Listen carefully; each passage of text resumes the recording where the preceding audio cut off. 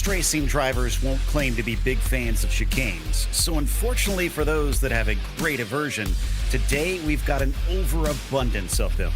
Time to work on your precision as we get ready for the PCA Sim Racing Series 14 Sport Class. You'll see it all live here on RaceSpot TV. I am Joe Peak, and with me in the booth tonight is Ewan O'Leary. Behind the scenes is our director, Ramiro Cisneros. By the way, we're thrilled to have Princess Cruises as the 2025 PCA title sponsor. As the official cruise vacation partner of Series 14, they provide exclusive offers, including world-leading itineraries across a fleet of 17 elegant ships, sailing to more than 330 global destinations. Reach out to the PCA concierge team to book your next adventure today by calling 833-679-2188. Zolder is an interesting one here for the penultimate round. Much like Aragon last week, this is a tricky circuit here, Ewan.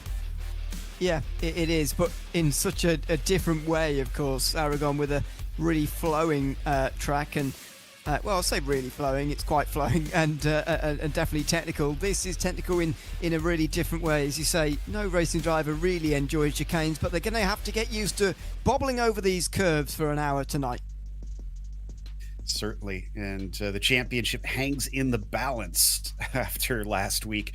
Will Wolf returning to the top step of the podium as Josh Jeppesen fails to finish on the podium for the first time all season long. It took until race number 5 for him to miss, and that brings it down to only 30 points between he and Wolf. Jeremy Main is a ways back, not as consistent with his results. He's probably on more of a rear guard, keeping Lee Binkley behind with only 10 points separating them.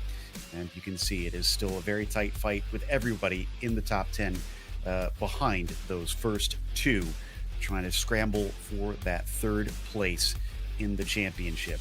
We are in qualifying, and no surprise after what we witnessed in the practice session, William Wolf is the quickest provisionally in this qualifying session. He was 0.6 of a second faster than anybody else in that practice session. Yeah, and so I think the surprise on this qualifying session is probably the lack of gap, actually, that he's got, even though that is 4.5 of a second and quite a long way. Jeppesen is probably closer than he could have hoped to have been, really, when he saw those practice results. But it's been about those two all season, hasn't it, really? Easy to forget, actually, that Wolf won for the first time in Aragon last 2 weeks ago. First time since round 2 at Watkins Glen. It's still Jeppesen up until last week's last round. He hadn't finished off of the podium. That came to an end at Aragon. And because of that, by the way, we've got an unbelievable amount of drivers still involved in the championship fight. Obviously, this is mathematically involved and not necessarily realistically involved. But because of this, Jeppesen has brought into play anybody within 550 points of him, which goes all the way down to Alan Hales in 14th. So anybody in the top 14 can mathematically win the title. Of course, it's exceptionally unlikely. And actually, after the amount of people who've turned up today, that goes down to just 500, which only chops off a few more. So that would chop off everybody down to about the top 10. But anyway, it's just brought a lot of people into play. A reminder, really, that one bad round can really send you down the order, because Jeppesen and Wolf's drop, in fact, it's the case for everybody now, their drop weeks aren't very good. Nobody's got a top 10 as a drop week anymore, and that means that bad results are punished now. In a track like this, that will have a huge impact because it is so easy to have a bad race here. You can see those chicanes that we've been showing at times on the screen. They can cause drivers all kinds of headache, not just because they are difficult, but the curbs here are just absolutely brutal, Ewan. Yeah, they are. And I must say, a surprisingly little amount of curb action actually in the pro class as far as spins go across those curves. But you really do have to mind out for them, especially at the Klein chicane. Turn 5, which it's called here, just after the back straight. It's actually a decent overtaking chance because the chicane's so tight. You can actually fire down the inside there and get through. But yeah, you're going to have to be really wary of those curbs. And it's one of those circuits where practice will make perfect, because you can sort of learn how the car interacts with them in different scenarios, and that is important before this race. Looks like qualifying is just about officially over. Everybody has set a time at this stage, so it is done and can't be changed from here, regardless. As we switch over to the warm up session now, like you said, Wolf at a little over 4 tenths of a second quicker than Jeppesen. So it's still a relatively healthy margin, but as we've seen, doesn't always necessarily mean something if you can't keep the mistakes away, can't keep out of trouble. And the drivers will definitely be needing to stay out of trouble, not just because of those chicanes, but also lap traffic we've seen can be a bit of an issue of its own. You can disregard that black flag. This is just warm up that we're seeing here. So William Wolf maybe just sped in pit lane for a brief moment. Probably just on his way out of the pit lane to get back onto the racetrack, which is probably something worth mentioning around that stage in the race when we get about halfway through. Pit exit here is very unusual, and pit entry is quite unusual here as well, but certainly worth practicing. Here is a lap on board then with Will Wolf, who's taken the pole position tonight, the only driver actually to get into the 1-minute 30s in this late afternoon session, 3:30 in the afternoon, so sun in the eyes I'd imagine pretty soon, down towards turn 1. Very obvious that this is a sort of narrow apex there, if you like, very short apex, and then you avoid that gravel on the outside line before opening out turn number 2. Constantly turning and accelerating around here into free as well. Just watching those rear tyres. Shouldn't get silly there, but you just got to watch it as you come forward towards turn 4 now. Just trying to grab the apex. Car pushes on and understeers away from that apex very often, so you've got to be careful of that and not to dip wheels into the gravel on the outside, which of course gets you an off track. This is the client chicane I was talking about, where you have to avoid curbs. There's the one on the inside, which he actually avoids probably too much, and then hits the one on the outside, therefore a little bit harder than usual. But you can get away with that. It's not the massive run on the way to this next chicane, which is turn 7. Really, in contrast to the last one, you can really monster these curves. Very flat curves through here, and small anti-cuts on the inside of that last part there that you have to watch out for, but nothing really to worry about. Squeeze on the power around here. It's quite hard to get it done around the right-hander there, the final part of turn 7, and then you get down towards 8. Surprisingly good overtaking chance last week, actually, in the Pro Class. See whether that's the case here tonight as well. More important run out of that hairpin, in fairness. Later apex required before that slightly awkward chicane, which can cause problems only if you're side by side. And then into this very final chicane, the Jackie X-Box, the final couple of corners. Anti-cups a little bit harsher there, but even so, you can avoid them quite easily if you take a late apex at the final corner. And that gives you, of course, a better run towards turn 1 again as well. It's a complicated lap in a track that looks so simple on paper. And isn't very long either, as we saw. It's a relatively short lap around here, but with our grid set, I suppose we should go through the starting order for today's event with some interesting results throughout, but not that big of a surprise, as we mentioned up on the top spot. And of course, William Wolf, your quickest today with Josh Jeppesen. Once again, starting next to him, Josh looking to bounce back from 2 weeks ago. Casey McDonald will start from 3rd, as Nick Francis will be P4. Andrew Long is 5th, and Andrew Elsom then in P6. From there, Brian Stern starts 7th today.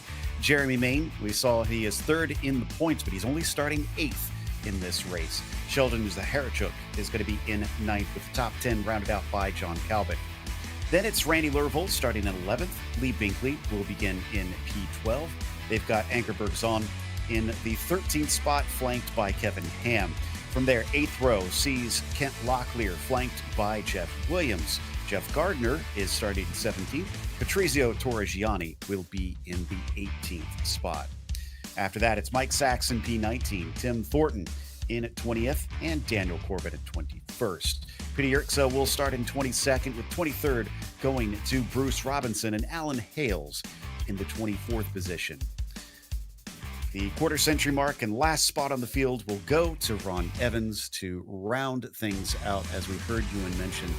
A little bit of a smaller field compared to what we've seen at times earlier on in the season, as we take a look at Andrew Elsom heading down into that Turleman chicane. The first corner, you talked about how narrow it was down to that apex. I'm hoping we can keep it clean. Sometimes it can get a bit messy into there, Ewan. Yeah, it certainly can. I mean, it's very open on the way in there, which doesn't help actually, because it then narrows on the exit as you then come towards turn 2. Very often you'll find drivers on the outside in the gravel there, and with the new iRacing system of gravel being brought onto the circuit, really creates a bit of a minefield as you come back onto the road again for the pit exit, or indeed if you're running side by side with somebody. You can see a little bit of it there actually as we go over it there. It's a real problem. So that is a legacy of people running wide and getting into trouble, and you just wonder whether that is going to happen on lap number 1 this time round. Hope not, of course, but you do never know, given the, as I say, very wide entry. Even pit straight's not very wide, but the actual corner entry for turn 1 is much wider than the rest of that circuit. Looks like they're getting ready to grid up now. Rolling start in this series, so they'll do about half a lap, and then they'll be on their way. Another minefield to be concerned about is if you do manage to mess up those chicanes, you can get an automatic slowdown penalty that is handled by the sim. They have cut course markers that will detect if you have not taken the racetrack officially, and it will make you give that time back. Now, we have seen, at least in the club class, that did make a bit of a difference for a number of cars as they fall away from battles, just pushing that little bit too hard. And on top of that, Ewan, there is always the threat of the disqualification at 25 incident points. Yeah, it feels like quite a lot, and at certain tracks it is, but yeah, if you get involved in a couple of incidents on lap 1, for example, you could be only 17 away with still basically an hour to go. So you've got to be very careful, very watchful, especially in these opening moments for that. Because, yeah, if you rack up the 4 X's too quickly, then you will be over the limit very quickly as well. And no second chances in this series. It's no longer a drive-through. It's a straight disqualification. All right. William Wolf will have control of the field shortly. You'll see it's a bit of an early pit entry before they even get to the Jackie Ick chicane, which is its own storyline we'll talk about once we get to the pit stops. Got to watch out if anybody in front of you is not pitting and you are, because that can cause problems. Now, William Wolf waits for the flag stand to give the command. And there it is. Green flag is out. Josh Jeppesen going to try and chase him down into the first corner. Somebody in the background had a little bit of an issue as they popped out quite early, but swinging into that left-hander at Erst. First few rows are nice and clean through there. Everybody else tiptoeing in behind them. So this is a good sign that we're seeing, although there is still plenty of 2 and 3 wide coming down into Sterrenbach. Yeah, very clean start all the way through, and very positive for the field. But Wolf has been able to hold on to his lead ahead of Jeppesen, which I think Jeppesen would have been hoping to overhaul here, because as we've seen so far, Wolf's pace is very, very good. And if you let him get out front, he might well run away with this race. Down into the Kleine chicane. Jeppesen still holds second. Casey McDonald is still in third, but you've got Andrew Long jumping up 1 position into 4th since the start of this one. Down into the second chicane. You can see them really having to take quite a bit of that curve as they bound around there. Checking in with Jeff Williams, who was a little bit slow checking up. Thankfully stayed out of trouble. Almost got ran into in the back. There were some people down the back, I think, trying to guess when the leader was going to go, and that's never a good idea because it causes a massive concertina effect further down the field, as we just saw there. Randy Lervo looks like he started from pit lane for whatever reason, so that's going to show up as an extra pit stop for him, but we've got to remember he started from pit lane, takes his very unusual pit exit, and was actually released quite late. He's quite a long way off the back of the field. No full course yellows in this series, so he's going to have a hard time catching that back up. Meanwhile, watching Andrew Long, he's still got Casey McDonald in front of him, battle potentially for a podium position between them. We jump a little bit farther back. This is Stern ahead of Andrew Elsom. They've swapped places since the start of the race, 2 very different lines coming down into turn 2. And again, that's what turn 2 offers you a little bit. Just that chance to dive down the inside, although, of course, the other driver has the right to get a good exit through there and and beat you on the way to 4, since there's no other real braking zone until you get all the way down here to the Kleine chicane. But look at the gaps already. Only a lap completed in this race, and these guys battling for 6th. Battling for 6th for nearly 5 seconds away. Brian Stern's certainly going to be 5 seconds away now. That's a massive jump over the curbs. And that is exactly what I was talking about earlier on, illustrating how you got to watch out for a few of these curbs, and that's a spin in front of him. Nick Francis is off. Looks like he did not quite hit the wall, and he somehow sneaks back in without causing too many issues despite a lot of cars around. Yeah, that's quite impressive that he didn't touch the wall there, actually, because it's not very far away at that chicane, but he's gotten away with it by the looks of it. Ken Loughlin looks down the inside there, but actually they all stack up against one another down into the hairpin there. Now let's see what actually happened. He was quite late on the brakes, but he's just trying to pull that back in time, and he goes for a spin. He lights the rears up very well to avoid the wall. Back he returns. Meanwhile, it looks like we got a little bit of a fight here between Bergson and Main, and coming up the inside of turn 1, Jeremy Main will move himself into 7th. That is a battle that's been between Elsom and Stern just in front of him. Stern had to have a go down into turn 8, but didn't quite make it stick. This is all for somewhere around 5th place. But that's wide coming out to turn 3, and Elsom is going to give it up as Stern finally gets it. Yeah, nicely done. But look at the gap again that's been created out front here because of this battle here. It's just remarkable how you lose time around here when you're actually fighting. Stern, again, will consolidate that place into the chicane, and everybody will follow on. This group, by the way, stretches all the way down, you could argue, to 17th, 18th, maybe even further than that, as the gaps are really not very large, as you can see. Can be a little bit tough to overtake sometimes. And yeah, there is the train on our screen going back a long, long ways. Worth noting that Bergson and Hamann are both up 5 positions since the start. We're only on lap 3, so they've had a phenomenal run here at the early stages of this race. A look to the inside to try to return the favor from Elsom, but nothing working this time down into the Boulderberg hairpin. In the meantime, yeah, look at the gap ahead of them. Andrew Long, 7 seconds ahead of Stern. Yeah, it's remarkable after just 5 minutes. But again, this is what happens when you make overtakes and the like. Seeing Nick Francis drop from this group and drop all the way down. Stern moving up, as you saw from that movers and shakers graphic there. And there's some more in the background as well. That's a look from Kevin Hamann down the inside and towards turn 1 on Ankerberg Son. It's not the longest braking zone in the world, though, at turn 1, so that can't work his way through there. And downhill on top of it, so trying to get the car woed up can sometimes be a little bit difficult. As we continue to follow Hamann around the triple right-handers of Sterrenwacht, Canal, and Bianchi. Then you get this run down towards the Kleine chicane that you need a little bit better of an exit than that if you're going to try and make a move. So he'll sit patient, at least for the time being, trying to nail his apexes through that left-right and then rise over the crest of Butte. It's one of the only bits of elevation on this circuit.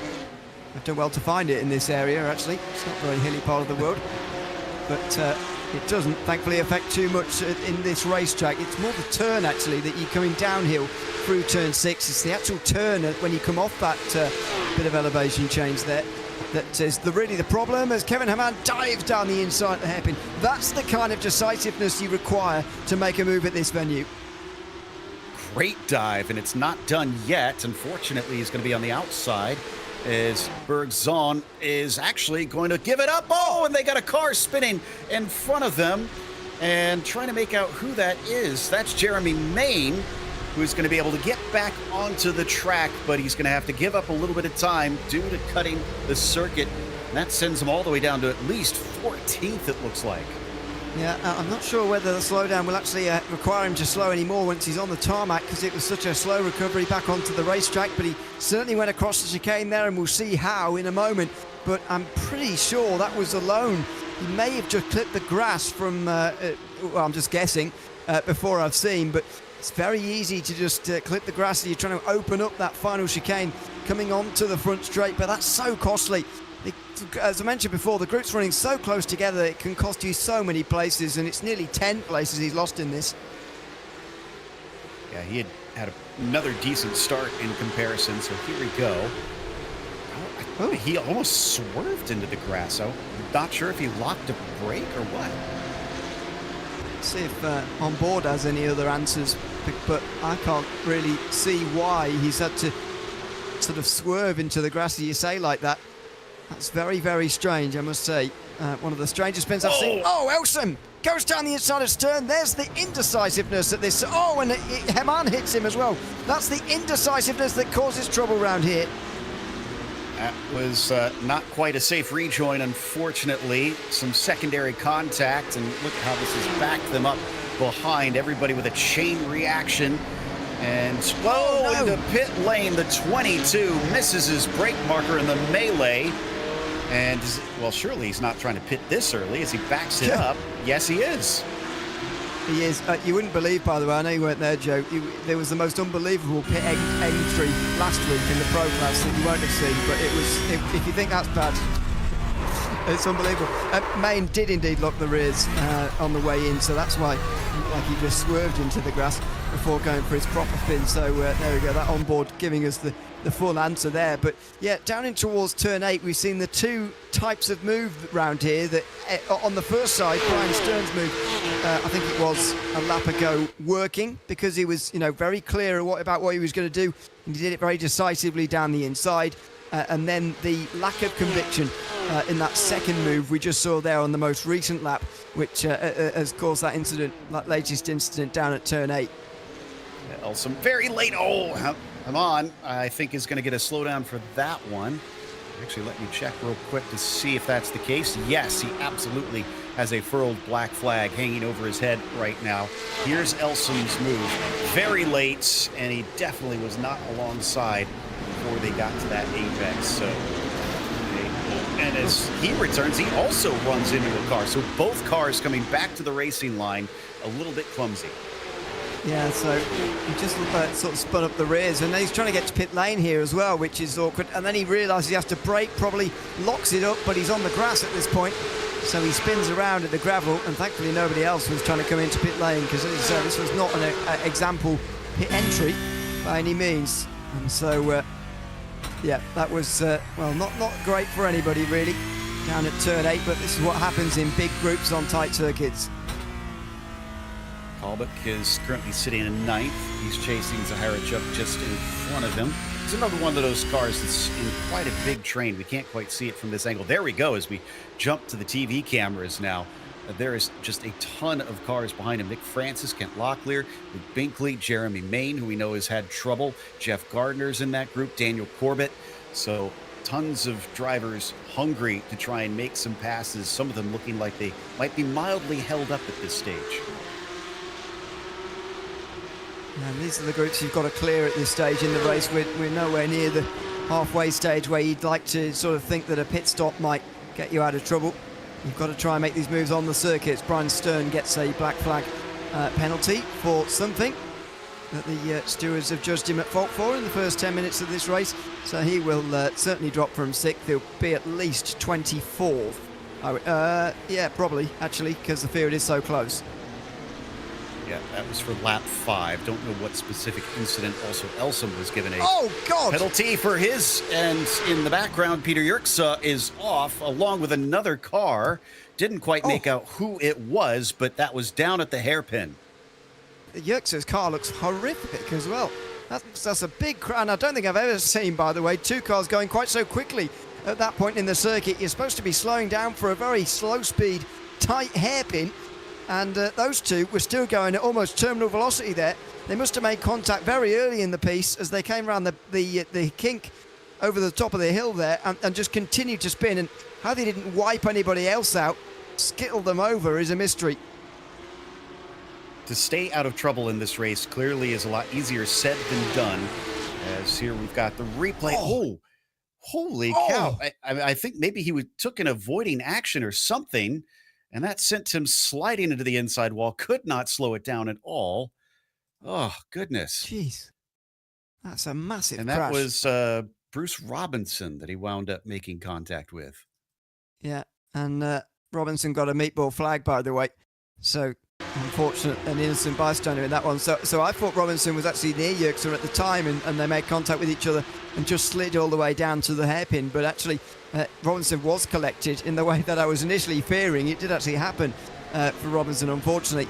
And Yerxa's car looks very badly damaged as well. It would be somewhat of a surprise to see either of them back out on the circuit tonight. Well, shockingly, Bruce drove it back into pit lane, and he only just got there now. So, yeah, he was limping as we got another car in. I think that's Stern serving his penalty. Haman is going to carry on. Yeah, there is Stern now on his way to his stall. Bruce Robinson showing us yet another view. I mean, is going to be just completely clueless until that car smacks into the side of him. Goodness me. It's a real shame for Robinson because had completely nothing to do with that. But unfortunately, as you say, Yerxa was out of control, completely out of control there because of contact and, as you say, a bit of avoiding action that had already happened there. That unfortunately got him straight into Robinson coming round the hairpin. So, yeah, that is a real shame because an innocent party has been taken out in that one. But that's what happens at these types of corners, unfortunately. And, yeah, unfortunately, it's happened to Robinson. Eckerberg zone off at the Kleine chicane. I think that was a solo incident, and he's also having to wait a long time backing up, trying to find an opening in the traffic and get fed back in. Here's the replay. A little bit offline initially. I wonder if there was an incident earlier than that, but then completely on his own, and it looks like the curb bites another one. Yes, I said it sort of pre-race. I think it's the sharpest of the curves anywhere in this circuit, even though there are plenty to choose from. It's certainly the most deadly, in my opinion, and I'd be surprised if that's not the last one we see through there over the course of this race. And the really damaging thing, of course, for Bergsong is just the amount of positions you lose. This group is still really close. These guys, for example, battling over 11th place at the moment, are less than 10 seconds off of 5th. That's just how close it is as Daniel Corbett takes a different line here, trying to get past Jeffrey Gardner. He can't quite, looking down the inside there. Just behind them, we didn't see it on screen, but Jeremy Main had another problem along with Jeff Williams. Now, I do not know if these two are related, but it was both in the same corner around the same time. Williams takes a longer time to get back out as he was way into the gravel. Yeah, and took quite a long time to get back on, so clearly something pretty major had gone on there. And Jeff Williams had unfortunately dropped to 20th, again, losing so many places in such a short amount of time. It does look like they're separate. So Main just breaks a little bit too late. Oh, and he spins to get back on. Oh, Williams does it to an even bigger degree. And is probably grateful for that huge gravel trap they put on the outside. It's part of why they have such a weird pit exit that takes you that long way around and in an especially narrow set of Armco on either side. So it is there for safety reasons, at least in the real world, and here in the sim, it does at least save your bacon, allowing you to carry on in the race. Meanwhile, battle for 6th position. Zaharachuk being chased by Callback. This is 3 positions up for each of them, but behind Kevin Haman, who is just up the road, he's up 9 spots. It's been a great race for the 247, even though he's had a few wild moments out there, and boy, you can see that gravel that you mentioned just building up just off the racing line. Yeah, it's one of those weird points in the sort of iRacing circuit, if you like, where it really just collects almost more than anywhere else. Somewhere that's so close to the racing line, but I guess it's because everybody's so viciously going from the right-hand side of the road on the exit of 1 to the left to open out the entry of 2, and there's not very much space in between them, so it does mean that there's quite a lot of gravel there, which is abnormal, certainly. But nevertheless, something to worry about when, especially, they get to the pit stops, which can't be too far away now. The exit road is right around the outside of the gravel trap. This is separated by an Armco barrier, but that makes it very, very narrow. And then when you actually get on the straight and narrow on the way towards turn 2 itself, which you arrive pretty much on the apex of, you have to go through that gravel as well. Watching Kent Locklear being chased by Binkley, Gardner, Corbett. This is for ninth position. And out of Boulderberg, accelerates away nice and clean, getting to about a third of the way into this race. So we're now certainly into the meat of things, and hopefully it'll calm down a little bit. As Brian Stern had more issues, well, he does, but he manages to avoid others around him. Doesn't save him the embarrassment of winding up out in the kitty litter. No, another driver to end up in the gravel here. Very, very punishing circuit. None of the modern day tarmac lines so many of the big circuits in the modern world. It's gravel and grass lining this circuit, and that's what has really punished so many of these drivers tonight. And it started to thin out this middle group as well. These guys now 10 seconds off of fifth place, whereas before we were seeing guys who were about 20th, 10 seconds off of fifth place. This group is very much thinned out. Kent Locklear and Lee Binkley, they won't particularly mind. They've both been able to advance their places into the top 10 for the first time tonight because of all the trouble we've seen so far. Locklear looked like he had a little bit of trouble that actually backed up Binkley, but Gardner behind also has no place to take the speed. All four of them just kind of stay put where they were. It's another good illustration of how tough sometimes it can be to try to get those passes done at this track. Now we ride on board with Kent, looking back at the train. He's got himself some ground over Binkley. Gardner and Corbett, though, very close under braking down into Boulderberg, but no moves this time. Not this time round. It's a bit of a patient game now because we are getting towards the middle third of the race in a moment, and you might just wonder, well, is it worth coming into the pit lane now and trying to do it that way rather than actually having to do it on the circuit, because this is going to be a difficult overtake now. As the groups thin out, overtakes generally get more difficult unless you're going to end up waiting for the driver in front of you to make a mistake, for which you could be waiting quite a long time. Well, while we wait, let's give a quick mention to our sponsor, because we're thrilled to have Princess Cruises as the 2025 PCA title sponsor. As the official cruise vacation partner of Series 14, they provide exclusive offers, including world-leading itineraries across a fleet of 17 elegant ships, sailing to more than 330 global destinations. Reach out to the PCA concierge team to book your next adventure today by calling 833-679-2188. And looks like we had a mistake, I believe, coming from Kent Locklear. He's going to have to give up the time. Binkley has an opportunity if he can try and pounce on it, but no, he cannot, even though he sticks his nose in, makes a little bit of contact, and that'll compromise the 0-2. Yeah, and we'll see what Locklear decides to do on the exit here. Looks like he's able to go again, but Binkley now under a lot of pressure here from Jeffrey Gardner for this last spot inside the top 10. Here goes Gardner. He has a look down the inside and he's going to go through. Again, decisive on the inside. Exactly what you need. Oh, he's quite slow though. And he stops right in front of Corbett and Mike Sachs, who then hit each other through the hairpin as well. And Gardner doesn't even get the place. And that was actually Elsom, who was a lap down, that got into the back of him. I was kind of keeping an eye on there. He's had his black flag, as now Ron Evans also gets one of his own. They have been handed out a bit like candy, unfortunately, today. Just drivers being a little bit sloppy, it seems, in today's race. There is Evans. He actually runs last on the field, so this black flag is more of insult to injury at this stage as he goes off course, and he makes contact. Oh dear. Well, it's been the action area of the day. I must say, when we approach these 2 weeks, I didn't think the hairpin would provide so much action as much as it has, but there's another example of it. So much happening down there. I guess when it's so difficult to overtake everywhere else on this racetrack, you start to gravitate towards the one place that you can make moves, and there is so much desperation with only one chance on a lap.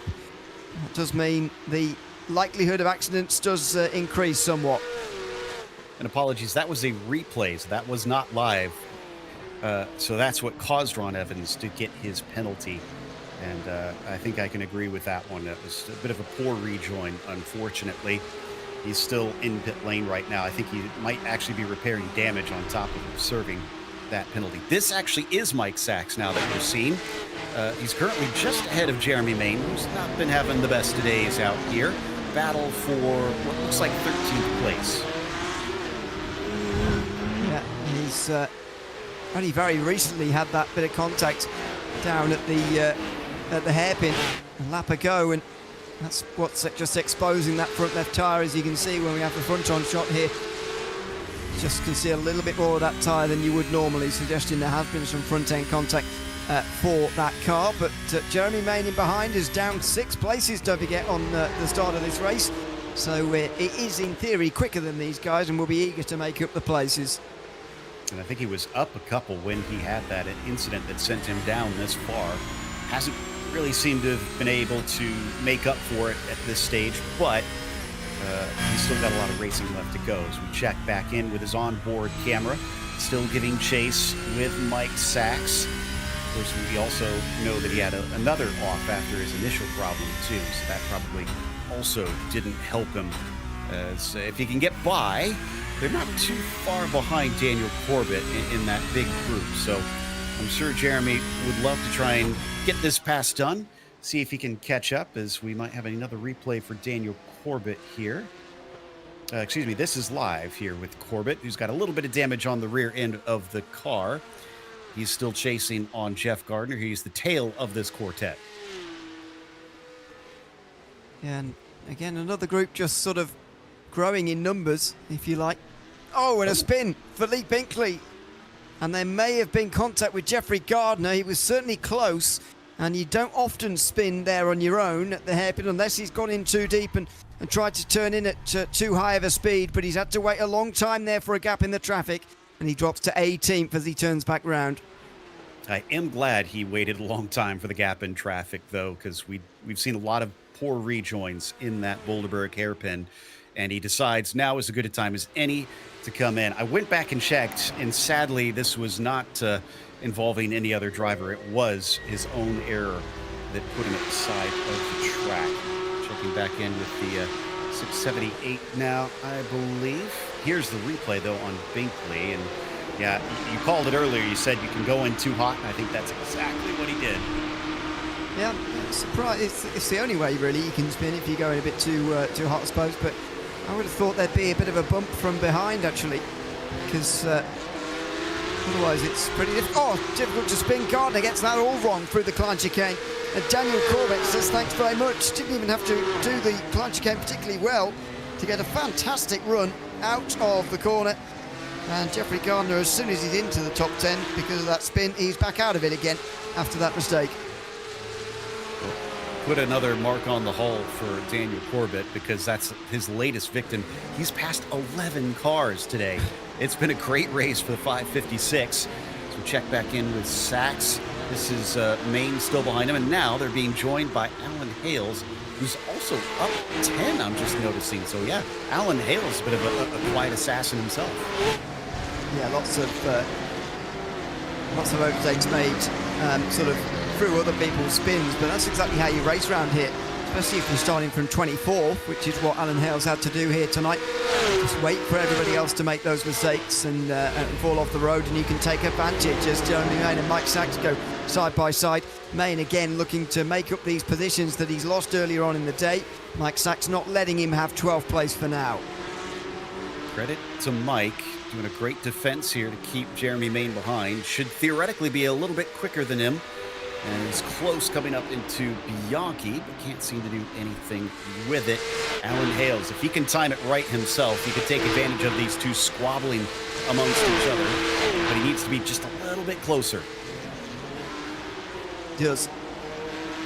And maybe now is the chance. If he's got a good exit here, he could be a bit closer before the braking zone, but I don't think he's quite close enough. It's not very long braking zone. You're not coming from particularly high speed. It's very narrow, high-risk moves down here at turn 7, but not being made for the moment as Jeremy Main just waits in behind Mike Sachs. And Alan Hales, again, just almost seems to be backing away as if to let this unfold, just standing back and waiting for the explosion. As he comes out into the hairpin, a bit of defence there from Sachs, certainly showing that Main's getting in his head and getting in his mirrors. There's something to be said about giving that little bit of a buffer zone to two drivers that are fighting hard, but I do think he needs to maybe close it up a bit, or else he couldn't take advantage of them racing side by side and try to stick his nose in. But we haven't seen Main really make much of a move since last lap, and this time he's the one that makes a mistake coming out of Jackie Ick. So he drops a few tenths up to Mike Sachs as we just about hit the halfway mark here in a minute or so. Yeah, not too far away. And by the way, Will Wolf is still there at the front of the race, still leading. His gap not as large as I expected, I must say, after 18 laps, which he's about to complete now. You'd say based on his qualifying pace and especially his practice pace, where he would have been doing some race runs as well, he would be, closer to 10 seconds in front of the rest. But this is a good fight from Joshua Jepson, even if it is in vain at the moment. Now, here's what's wild. If they finish as they are, it's a 30-point difference. Guess how many points are between P1 and P2? Well, I know. It's 30. 30 points, which means going into the final round, they would be tied. It would be whoever finishes ahead, which makes it nice and simple for us, but that has got to be stressful for the pair of them.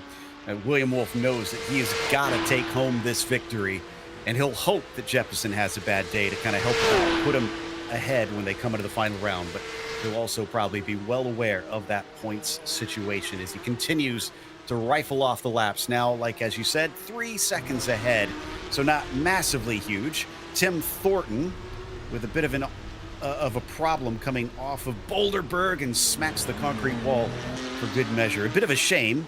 I have to say, this is one of the more clever paint schemes I've seen in some time, although sadly we can't see it too well in this darkness. No, I was going to say, I can't really tell what's going on with that paint, but I can tell something's weird off with it. Just a spin on the power this time round, stepping on it a little bit too much. What is that paint supposed to be? I can't see it anymore. So it's a spoof on the Rexy paint schemes, but it's a shark instead. I think that's a fun little take on what has been an extremely popular paint scheme that we've seen a lot here on the iRacing sim over the past couple years. That's very good. Yeah, I don't know what it is recently with animals being put on cars, but certainly it's been popular recently.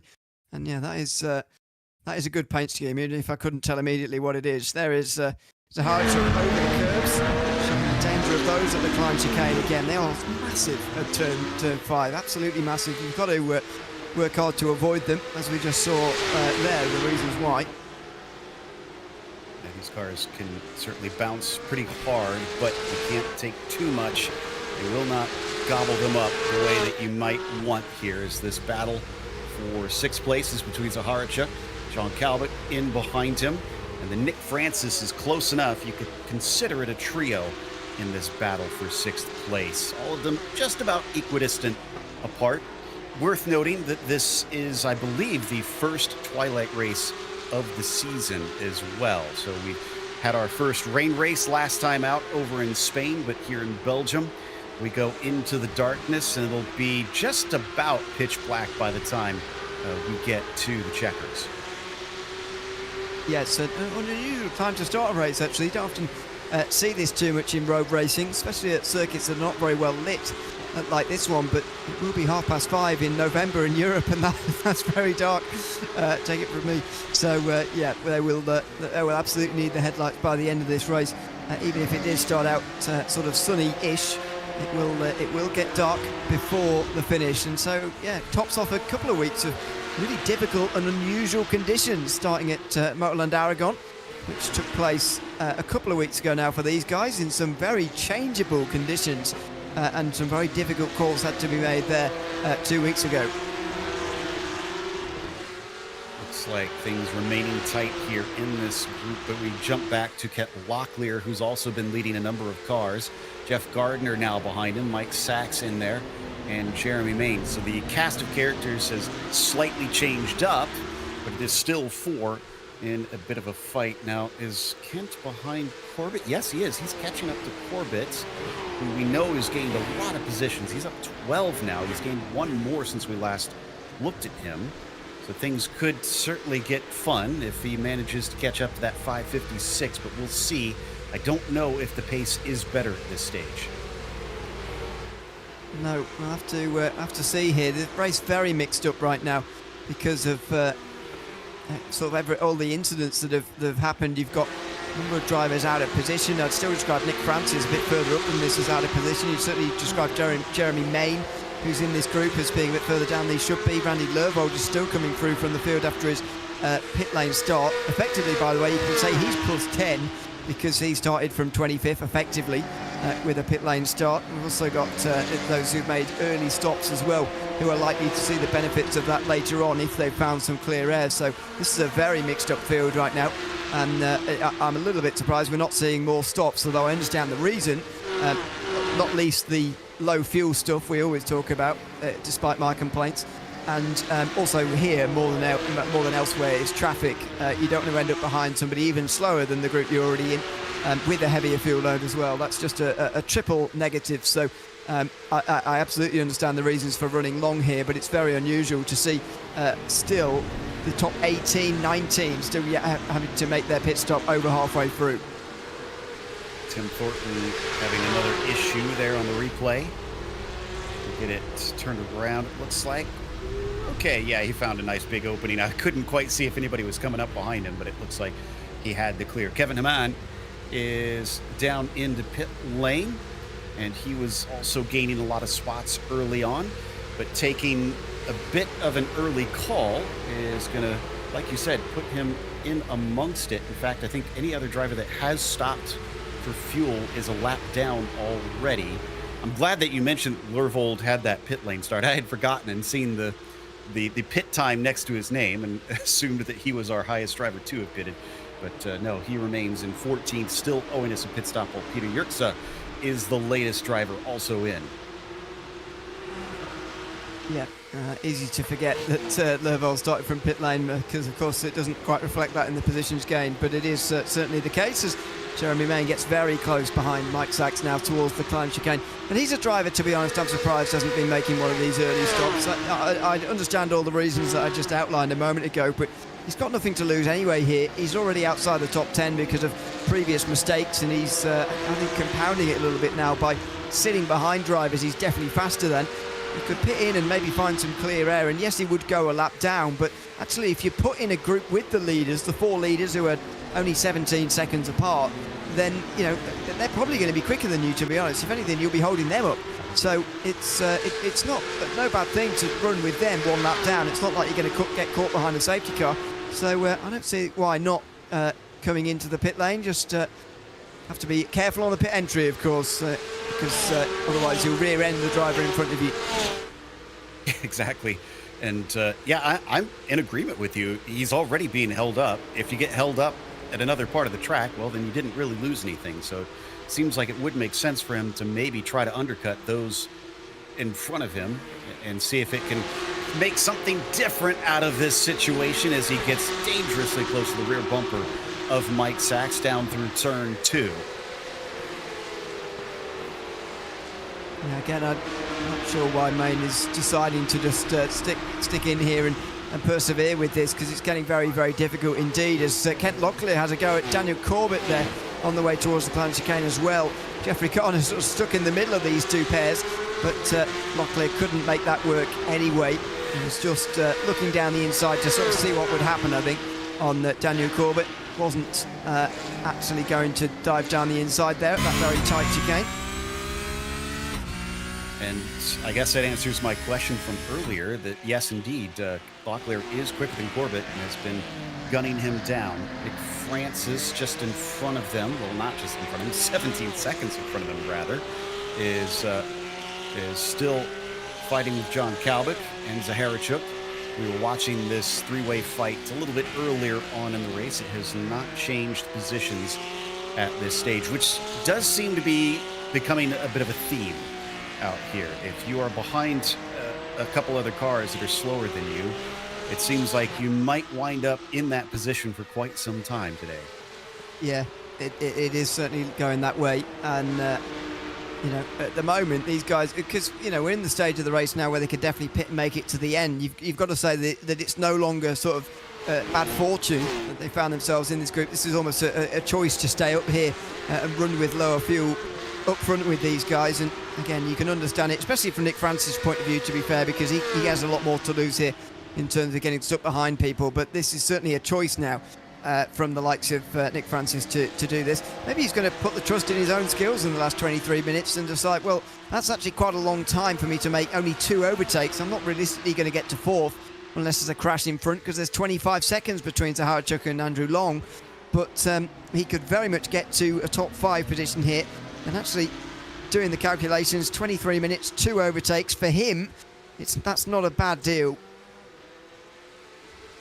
Yeah, that's a good point. So if he feels like he can, then yeah, might as well try and stick it out. Or alternately, just do it 1 lap earlier than those, if you can maybe time it right. If you assume they're running similar fuel consumption to you. So down into turn 1 once again. The head of this group, Zaharchuk, just plugging away up into that 630 car. Like you said, a long ways away from the other top 4 ahead of him. So he's got basically more to lose than to gain. I think Mike Sachs, yes, Mike Sachs has taken our advice. It was not Jeremy Main that decided to come in, while Ron Evans, well, thankfully, when he bounces back onto the track, did not have a car coming immediately and is able to pull out of the way. It's hard contact through that chicane there as he spun into the wall. And unfortunately, then we'll have to drop back to pit lane. But yeah, interesting from Mike Sachs, actually, because he was, I guess he felt like he was stuck in that group as well. To be fair, he did have Corbett, Locklear and Gardner right in front of him, so maybe he felt stuck as well, and he felt that pressure was being invited onto him with Jeremy Main so close in behind him. 18 seconds in the pit lane, though, suggests there is maybe something else going on there. Yeah, I was just noticing, not only did Mike have a long stop there, but Kevin Haman had 19 seconds in his pit stop, something that we didn't note when he came in about 3 or 4 laps ago. So, and I'm seeing Torrigiani with a 20-second stop. Surely drivers aren't trying to take tires here, because that's too short for tires. Yeah, you could get about 3 done in that time, but that would be ludicrous. Somebody took 3 tires, not 4 or whatever. So yeah, that's a bit of a puzzler, I must say, for him to be taking that amount of time in pit lane. Oh, sorry, that's Jeremy Main managing to get by Gardner, so that freed him up. Even if it wasn't him taking the pit stop, looks like he had a much easier time getting by Gardner than he did Sachs. Well, yes, very easy if you compare it to Mike Sachs. He gets down the inside at the final corner and gets it done, Jeremy Main. I mean, that's the sort of opening he was waiting for, though. He took it about it time and time again in these groups. All you're waiting for is just one little bit of interruption, whatever it ends up being, and suddenly you find an opening and you're on your way through. So yeah, Jeremy Main into 10th position. Now he's got to really drive this home. He's got to push on from those guys behind. He's got to get away from Sachs. Of course, he won't know probably that he's had a long stop there, so he's got to get away from him. He's got to go away from Gardner and Hales as well, who will now fight for 11th. He still has Kent Locklear in front of him, and you can see in the purple 088 machine. And then, of course, actually, no, they've dropped back from Corbett, and I'm not sure why. It's 3 seconds, so that's a big drop away, unless everybody had some sort of run off the track or a slowdown penalty of some sort here. But a drastic change in a short amount of time. Speaking of a short amount of time, as we watch Corbett here, or excuse me, no, this is Gardner actually that we're watching. Jeremy Main is caught up to Kent Locklear extremely quick. Yeah, and that's a sign of a very, very quick driver who's stuck in behind some drivers he's much quicker than at this time in the race. And now he's going to pit. So slightly puzzling that he's waited all this time to make a move and then come in. But anyway, he was probably out of fuel by now, and so has to make that stop. John Cowbeck also into the pit lane now. So these guys must be running out of fuel very soon. Certainly a lot of heavy braking zones around this track, so no doubt they're probably using up a bit of that fuel as John Cowbeck is going to return to the circuit. So he was, I believe, in the middle of that group, wasn't he? Yes. So Nick Francis behind him, and then Zaharchuk in front of him. So where will they wind up in comparison while we wait for Main, who has hit his spot? Now we're looking at about 12 seconds. He's up to 9, 10, 11. Is he also going to go long? Yes, he's going long. Not by much, though. No, not entirely, but If you feel it can help you running that longer on less fuel, and you've maybe got a bit of clear air in front of you, then it's probably worth doing at this stage.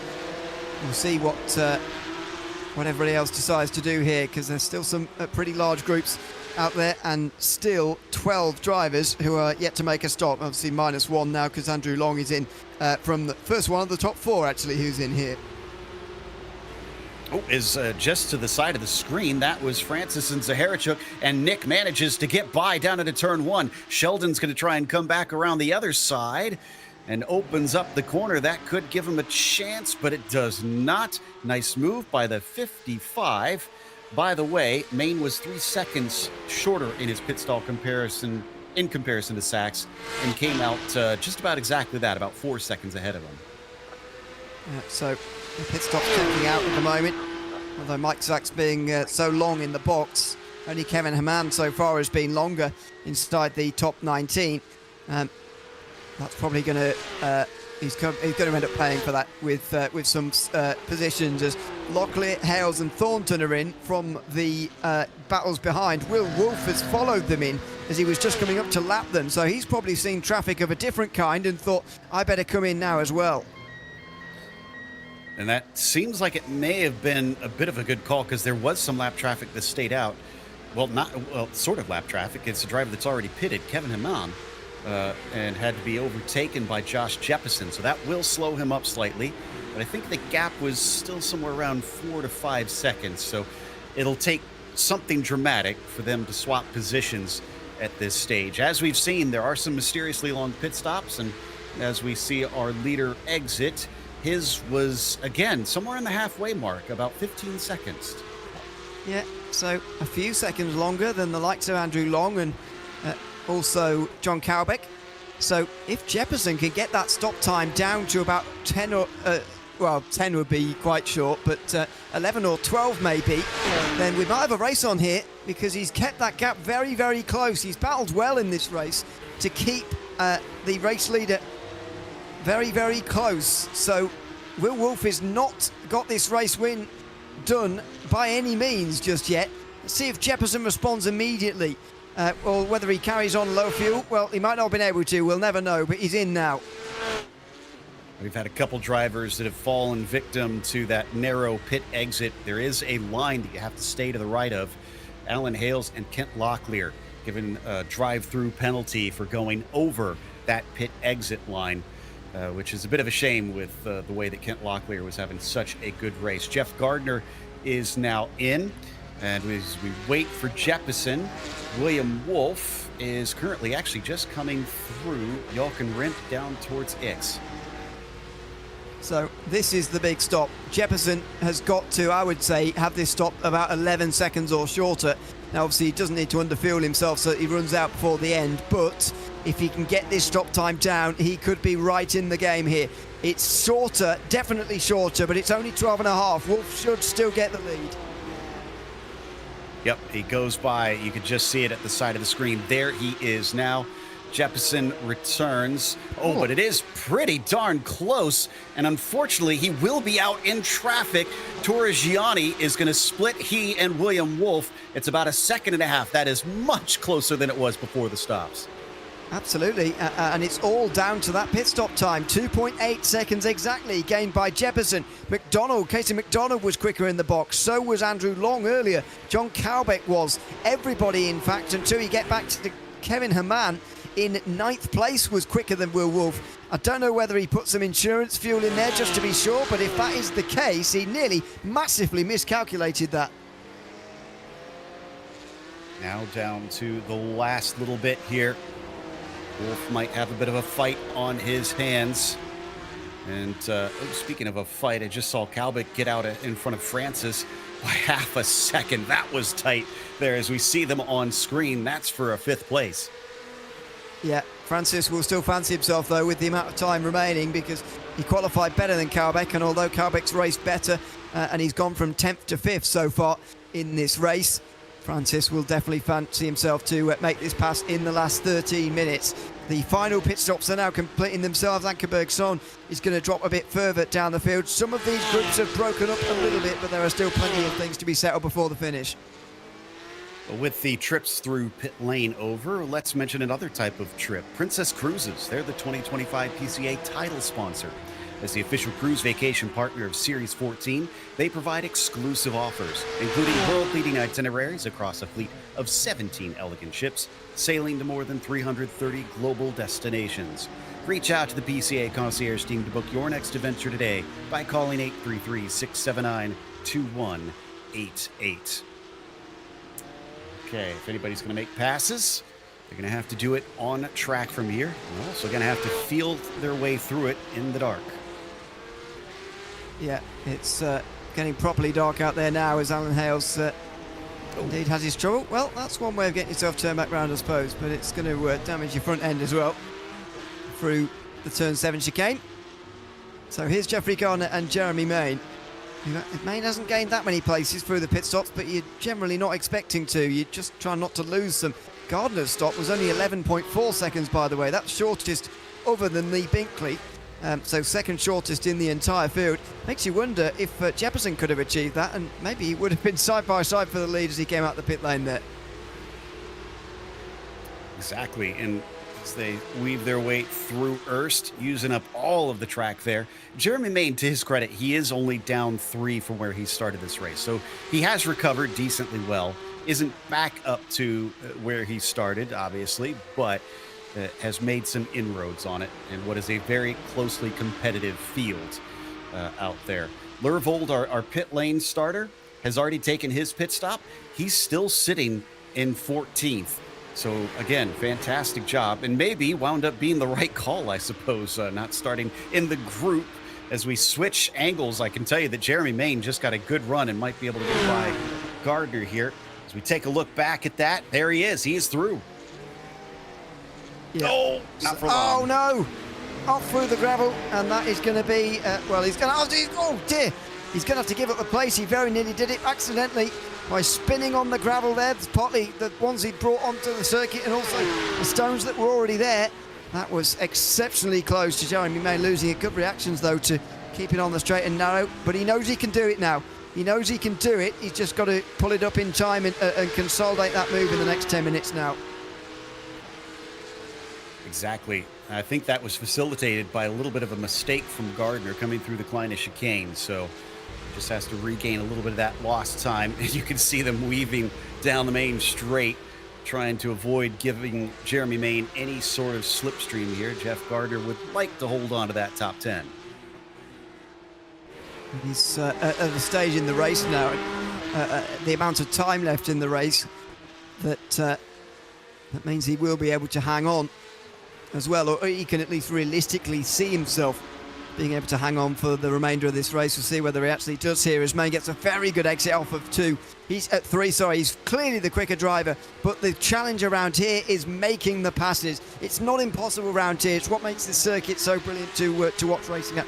Not impossible, but not easy either, and that's what Main is experiencing at the moment. Certainly is figuring out how to get this done after he spent so long behind Sachs. Maybe he's finally kind of cracked the code. Now, less than 10 minutes left to go on this one. I also want to point out, in case anybody hasn't looked at the top, yeah, here we go, as if on cue, over to William Wolf. It's up to 5.5 seconds now. So William may have lost time in the pit stops, but I almost wonder if that was maybe a bit of a safety measure in a way, just making sure he's well good on fuel, and then he could push as hard as he needs at the end, and he has just been strengthening and lengthening that lead. Yeah, he has. Oh dear, Hales again through the Kleine chicane, spinning around. I think that's separate to the one we've seen a moment ago, so yeah, he's had another in the last few moments. As we go back on board with Main, this has been very entertaining to watch Jeremy Main so far in this race. And has he now just pulled Gardner into going too deep? Gardner actually pulls it back to the apex in time. Oh, there's nearly contact here as well. Main cannot dive at turn 3 surely, and he won't. This is a very exciting battle between these two. Main giving it a right go, but still can't do it yet.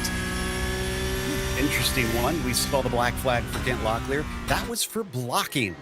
And in this series, blocking is defined as a reactionary move.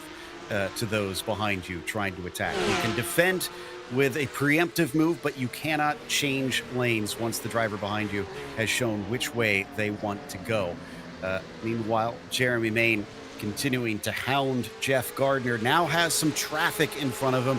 This could be the ticket that the 555's been waiting for. Down the inside at the hairpin maybe, is too far back this time round, but if he can just use this little bit of traffic, that might help. Oh, off wide as well. And that allows Main to take a nicer line. He was willing to get closer to the lap car there. Gardner gave him quite a wide berth, but Main didn't quite get the exit required. His line was much better, but his exit speed wasn't quite good enough, and he can't take advantage of that lap traffic, not this time. Let's see if they've got any more lap traffic in front of them. Looks like, no, they do not. Daniel Corbett is the next car up the road. Certainly not going to have time to catch the next car up. So it is down to Jeremy to do it on his own, and he might here because he's got a very good exit out of Erst, but it's not a very long straightaway again. He sticks his nose in, makes a little bit of contact, but it's upsets Jeremy Main instead of Jeff Gardner. So thankfully that won't get him a penalty, but it will cost him some time. And is that going to now put it out of the question that he can make this move? I would say no, because he's got such speed that he'll be there, I think, by the end of this lap almost. But that time is definitely running out. By the time they get to the end of this next lap, the time remaining in the race could be as little as just 5 minutes. As far as that translates to laps, we'll have to see, but Jeppesen and Wolf are not that far behind these guys. As we have a look at Casey McDonald here, who won't be joining those top two. He's off into the gravel, still in third though. Thankfully, he had built such a huge margin. Man, that must have been a massive margin, because it's still about 6 seconds between himself and Andrew Long. So Casey definitely had a big oops, but thankfully did not pay for it, at least in terms of track position. Kalbick with Francis behind him, and just about reversed everybody. It looks like they jumbled them all up into different orders. Herichuk lost 2 positions in that pit stop sequence. He had the worst of it. Yeah, certainly did. As the lights expires completely now, John Kalbeck is still not quite secure from Nick Francis, who is challenging his 5th position. Zoltan Zaharchuk, though, is absolutely out of this now. He was holding 5th for quite a while, but he's absolutely out of this now through the pit stop phase. And you can't even really tell through the pit stop times that would become the case. Francis has probably cost himself a chance at a top 5 here, because his stop was 2 seconds longer than Kalbeck's. If it was in line with the driver in front of him, then maybe there would be a different finishing position for Francis, but looks like he might miss out on this top 5 after all.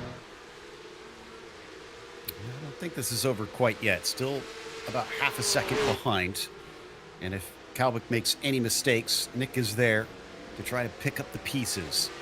But it's going to have to be very precise. He's going to have to definitely be on his toes if he wants to try and overtake him here at the end, especially with the visibility so low at this stage. Sometimes it can be harder to tell what exactly the body language of that car ahead is doing as you start to approach. Jeppesen has caught up to Wolf, so there must have been a lap where Wolf had an issue or caught up some traffic. It's down to about 2 seconds between P1 and P2. Yeah, it's unusual, isn't it, the way these gaps are booked? I mean, look at that. We've seen these two together a lot this season. We've seen that comparison between the two quite a lot this season. When have we seen such inconsistency from the both of them? Wolf in 3 different seconds for 3 laps in a row. See where he is this time round. It's a little bit better, 32.0. That's where he'd like to stay from here and into miles. But Jeppesen, when he's on that full speed, just can't stay with Wolf. And that's what's seen Wolf, it should be, to a victory here tonight, unless there's any nasty surprises around the corner for him. Well, there is some lap traffic around the corner, unfortunately for him. In fact, it's a battle with multiple cars. Binkley, Sachs, Main, Gardner, 4 drivers, all 4 position in front of him. Now, we only have, about 2 more laps, so he may not get to them in time, but he's going to hope that they do not start fighting in front of him, because that really could help hold him up. Yeah, exactly. So you can never say that these races are quite done because of that, especially here at Zolder. especially because of the amount of traffic that within the next 10 seconds Will Wolf has got to. He could be inside the top 10 as far as putting a lap on people by the end of this race. I'm not sure he's quite going to have the time to do that because there are only 2 laps to go in this race. We're watching Jeppesen, but I can tell you that Wolf is flashing his headlights at that group in front of them. And they do have new rules since last season that do require drivers to get out of the way once you get within a certain range of that driver ahead. That is, once the gap is less than 1 second, the car receiving the blue flag must let the other car by within 3 corners. So that helps them out some, but it still is not a guarantee. Down to, that time by should be 2 laps to go for Wolf. Yeah, it should be. As we see Nick Francis here, still trying to get on terms with John Carbeck. Seems that these two are relatively well matched in their battle now. And Francis is just going to run out of time to get past the 84 car up ahead. So it's going to be a 6th place finish in the end for Francis by the looks of things here. Again, a long way off of the leaders, such as the pace of Jeppesen and Wolf, who have not really been on our screens very much tonight. They've not really been in any action tonight. Wolf is probably in the most action now. He's been all race long getting through on some of these lap cars that are now Jeppesen's obstacle to deal with. But it's worth reminding everyone again that these two, as it stands, will be tied on points going into the last race of the season. Will Wolf with 4 wins to Jeppesen's 1, but much more consistency from Joshua Jeppesen. Still only having finished off the podium once this season. That has given us a mouth-watering finale in 3 weeks' time. Cannot wait for that one. And Jeppesen actually seems to be having a lot more trouble getting close and lapping these battles that Wolf has managed to get by. It's up to now 3.5 seconds between them. So it is working in the favor of the 16 at this stage as he takes the white flag for the 1 to go. Just got to bring it home now, especially with that gap almost doubling here to Jeppesen. He's just got to bring it home, Wolf. As you can see, the darkness has properly taken a hold on this circuit. No lights around here either, not even on the pit straight. You've just got to pick your way around. And again, as I mentioned at the start of the day, it's a race that's very much been decided by those who have been practiced for this race, because this is not a track or indeed conditions that you can jump straight into and be quick around. The cars looking like they might be battling in front. Indeed they are. That was Main getting by Gardner. Great work by him. And I'm not sure that it's over yet because Gardner fights back. He gets pinched over to the right-hand side with just enough room. He'll have the inside coming down into the Villeneuve chicane, and that's going to force Main to have to go off. But what's this going to do for William Wolf as he approaches? He tries to play patient and safe. Well, he'll be glad that the gap doubled to Jeppesen in the last bit of traffic because he's used 1 second of that gap already here. He looks at the inside of Gardner, who won't want to be lapped, don't forget, because that would end his race, whereas Main would be allowed to carry on and do another lap. And so Wolf has let them be. Given that he's got that extra gap, he's let them be. He'll let them fight for 10th on the last lap.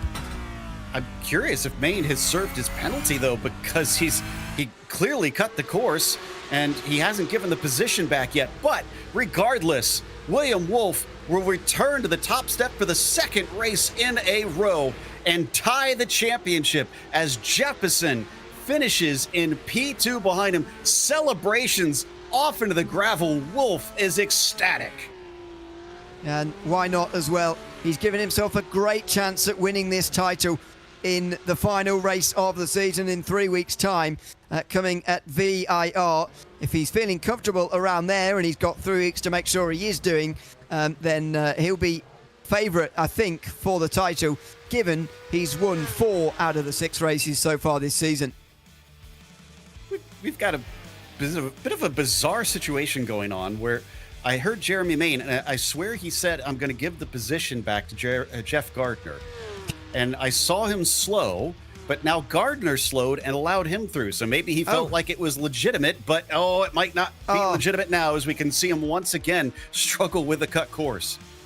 Yeah, I think Gardner was right, by the way, in that. Well, not that he should have slowed down to let Main carry on there, but I think Gardner was almost sort of positioning his car in a way that almost forced Main to cut the corner anyway, even though Main, I think, cut the corner because he didn't brake early enough, much like the incident we saw earlier on between these two. A slightly bizarre battle in some ways, but a very entertaining one. This is one of the harder top 10s that Jeremy Main will ever have to fight for. Still -2 in his positions on the day, but he finishes in the top 10, as he has done every race that he's started this season. He's kept that record alive, but only just. Interesting stuff there for Jeremy Main. And yeah, a bit of no after you here with some gentlemanly racing, which sees William Wolf take the win up at the top. Josh Jeppesen, got to give him credit. He made a race out of it and forced Wolf to have to push, as Casey McDonald was P3, and then you've got Andrew Long in 4th. Nick Francis will be P5, followed by John Kalbick in 6th, Sheldon Zaharchuk 7th, and Kevin Haman in 8th. Daniel Corbett will be P9 with an incredible rise up 12 positions, while Jeremy Main gets another top 10 for himself. Jeff Gardner will be the last one on the lead lap in 11th. Lee Binkley was 12th, with Mike Sachs finishing 13th. Randy Lervold starting from pit lane, still managing to finish 14th. Great job from him.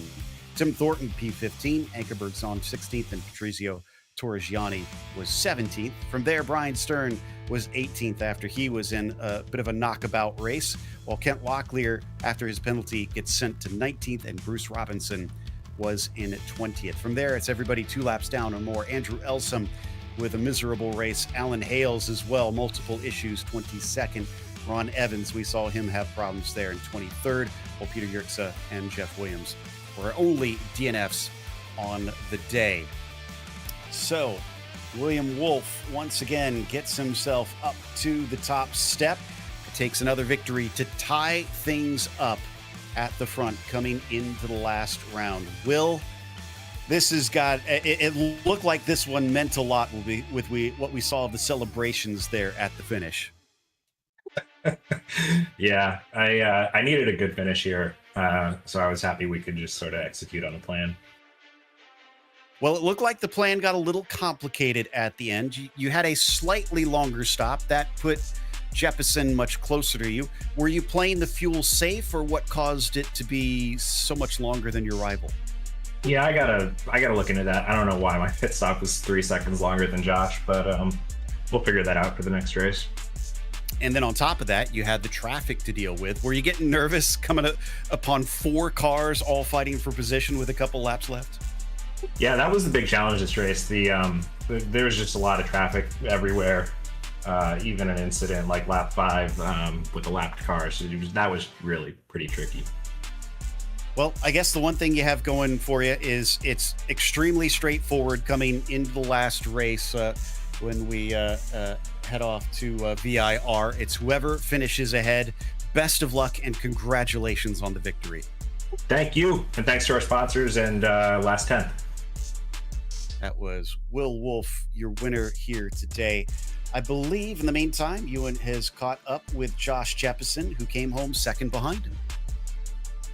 Yes, second place tonight for Josh Jeppesen. Josh, welcome in. Good to have you with us. Congrats on yet another podium for you this season. Only missed out on that once in 6 races now. How do you feel at the end of tonight? It was a battle between yourself and Will all the way, and the two of you didn't really change positions at any stage tonight. So how do you assess that?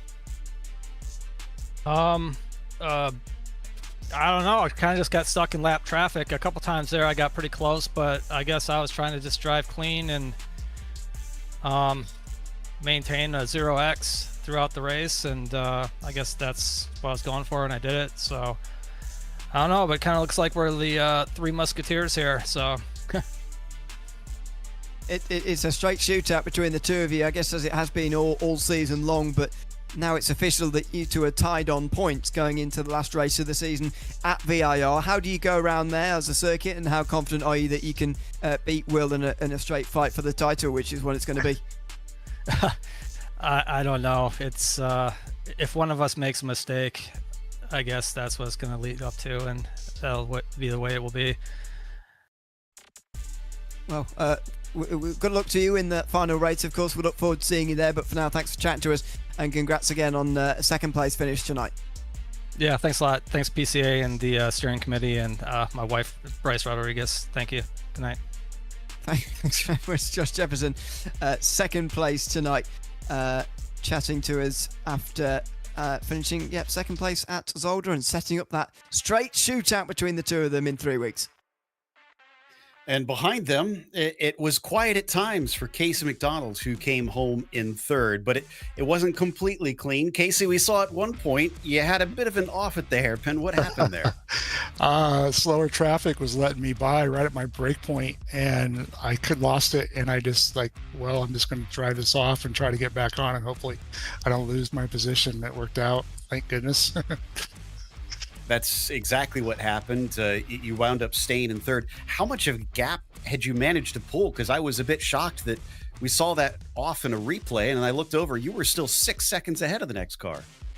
I think the last time I looked, which might have been a lap before, I was 12 up. So I was like, I think I can do this, but I didn't know how much I was going to have. And then I came back on. I was 6 ahead, and then it started growing again. So I got lucky. That does make sense. If it was just a simple off without a spin, about 6 seconds sounds right. Another podium here for you. You were a bit far back coming into this one, but it seems like, as we came in with a lot of drivers still mathematically in contention, as you see those two who finished in front of you, how closely matched they are on pace. How do you feel about your chances? Could you do something miraculous when we go to Virginia?